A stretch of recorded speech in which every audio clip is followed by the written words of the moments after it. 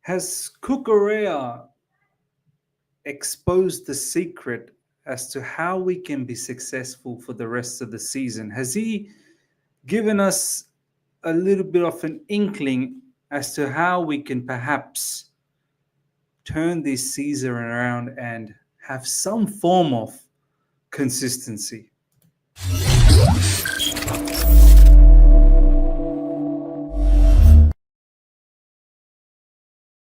Ladies and gentlemen, welcome back to the other side of the coin. Do you know what? I don't know why I didn't bump onto this quote earlier. This quote was mentioned or was stated by Cucurella post-match after a victory against West Ham. And it makes me think, do you know what? There's a lot of pessimism, of course, and it rightly so. And I know I've been pessimistic about our current status at the moment, the way we are moving with the owners and the recruitment policy with the directors and so on and so forth. There's logic behind the pessimism. There's logic, absolute logic. It's not like it's being pessimistic for the sake of being pessimistic. It's basically seeing the reality and putting the two things together, and it's basically coming off as pessimistic. But you have to sort of stop and think for a second that, well, how can we turn this around? Surely the players don't want to feel this way. Surely the players have some sort of dignity and they want to perform. They want to be proud of representing Chelsea Football Club, and they want to be proud of their performances as well so that the fans can be proud of them. So it started to sort of dwell on me. It started to sort of dawn on me that this comment here, ladies and gentlemen, it started to make me think that, look, we're not the most talented team out there. And there's a lot of Premier League teams that are not the most talented team out there, but they somehow still manage to get the results. You look at teams like Bournemouth, you look at teams like Nottingham Forest, you look at teams like so many more in the Premier League. It's not like they are filled with talent across the board. There is something above that level that I don't think can be measured at times. So what am I talking about? What am I actually talking about? Well, I'm talking about this, which it makes me think, ladies and gentlemen, that this is the way, I suppose, for us to move forward in this season. Marc Cucurella, we played today like a team, like a family, and I think it is very important for us. Just for a second, deep that for a second. We played today like a team, like a family. For me, this here right there is very important. And Cucurella himself says this, and I think it is very important for us. Now, what do I mean when I say, or when Cucurella is saying like a family? If you have a look at that second half performance against West Ham, we didn't make a comeback because we were far superior to West Ham, or we were so talented ahead of the game, ahead of that opposition, that we just blew them apart. No, that wasn't the case. We played for each other. We worked so hard. We ran more than the opposition. We showed desire. We showed grit. We wanted to win all the duels. We wanted to win any 50-50s. We wanted to run that extra mile and recover. If there's trouble, we wanted to run back and recover and take control of that situation. Yes, of course, there were still chances that were there for West Ham, but we took care of it because we looked after each other. Every player played for each other. And I think, ladies and gentlemen, sometimes this is very underrated. We talk about, oh, is the player talented? Do they have the right skill set? We don't have the quality. There are many teams in the Premier League don't have the extreme quality, but they grind out victories because they play far superior than the opposition because they're far together as opposed to the opposition. You look at teams like Bournemouth. They are all playing for each other. They all seem to play like a family. And this, for me, is very important. And I think Marc Cucurella has just given us a bit of vision into how we can tackle the rest of the season. It's not about going out there and spending more money. It's about getting this attitude right and built in. Because, look, if you look through all our team, there's flaws everywhere. You look through to our manager, young in the sense that is inexperienced at this level. So how can we still be successful? We're not going out there and just buying success anymore. We need to somehow find another way. This, for me, is probably the other way. You just have to work so much harder than the opposition to make a difference, because just simply buying is not going to make the difference anymore. I mean, as much as I still want quality to come in, because you need to have base level quality, you can't just fill out the entire team with kids, another 19-year-old, another 18-year-old, another 20-year-old. You do need to have some level of balance.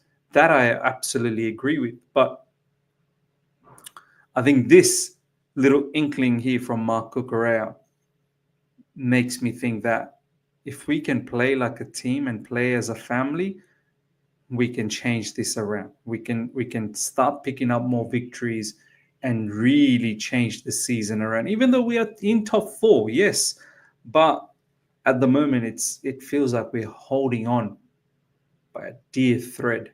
Do you know what I mean? So, ladies and gentlemen, let me know your thoughts. For me, I thought that was very, very interesting for Marc Cucurella, who goes on to say, this win was very important in front of our fans. Today, the team showed character.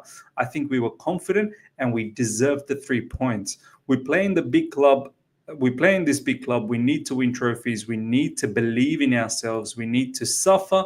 We came back from the mistake in the first half and we showed what the players had to come back in this game.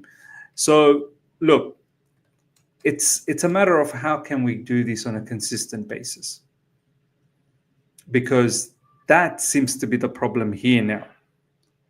Every now and then we can play like this and we can come back. How do we make sure that that is instilled in our mindset, in our day-to-day routine, so that we don't deviate away from that?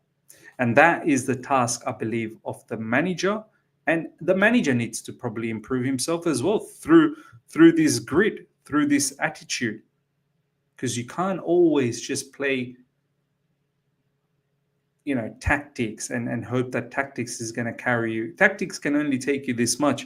If you're not putting all the other intangibles, as I said, the off-the-ball work, the desire when there is a 50-50, when there is a challenge, when you need to recover, if you can't do all of that, then tactics just go out the bin.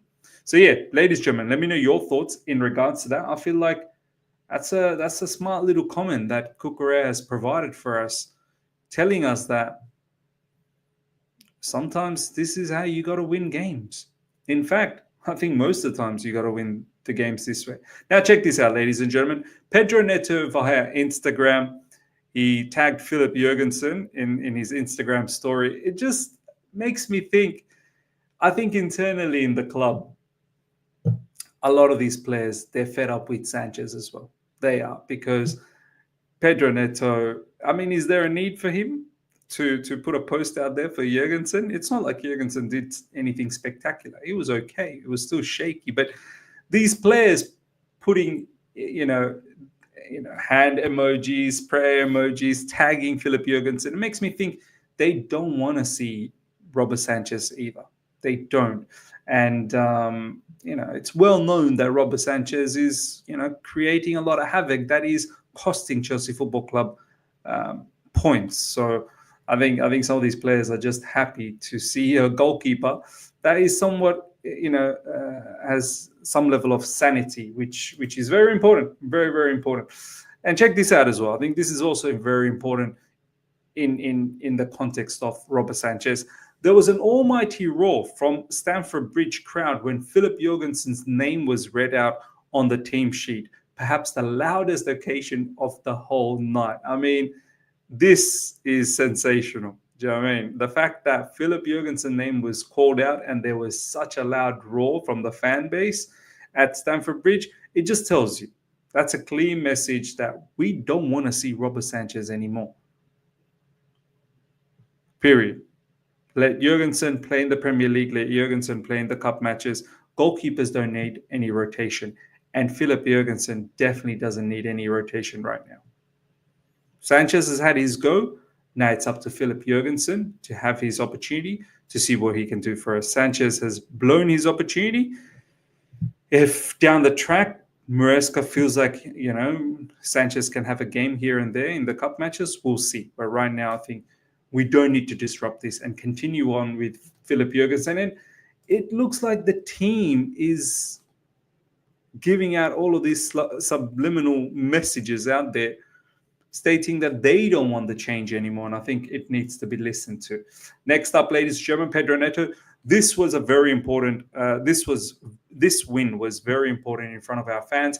Today, the team showed character. I think we were confident we deserved the 3 points. So once again, the word character, which was also mentioned by Cucurella, very, very important that we at least show character when we play matches.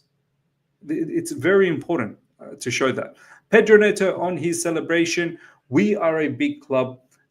When you win, you are at the best, and when you lose, you are at the worst. So it is about working and being consistent and showing what we can do. To win trophies, you have to know how to suffer. We are here to suffer and do our best and to finish in the top places. Brilliant. Brilliant. I hope our team can build on this small win. I mean, it's a big 3 points, but it's just one win. We need to build on this and go on, create a bit of a momentum and go on another run. If you want to finish this season off with some form of success, we need to go on a bit of run. So that commentary from Neto definitely made a lot of sense. Next up, ladies and gentlemen, check this out. Before the window opened, Chelsea fans were hoping to see a lot of recruitment in some key positions, but the club never intended to spend lavishly. Once again, ladies and gentlemen, just these, I don't know what they think about the fan base. They must think the fan base is some sort of a stupid, nonsensical load of people. Look, there are those people in the fan base, I'm not even going to lie. But this message here, before the window opened, Chelsea fans were hoping to see a lot of recruitment in some keepers. No, we weren't. No, we weren't. The majority of the people will tell you, we just wanted to see one striker, someone who can compete against Nicholas Jackson and perhaps take over his position. And we wanted to recall one of our midfielders, whether it's from Strasbourg, Andre Santos, or whether it's Leslie Ugochukwu from Southampton. We just wanted to see one of our midfielders back, so there's no money being spent there. And you've already done the business with Trevor Chalobah, calling him back in defense. So we didn't want any more defenders anyway.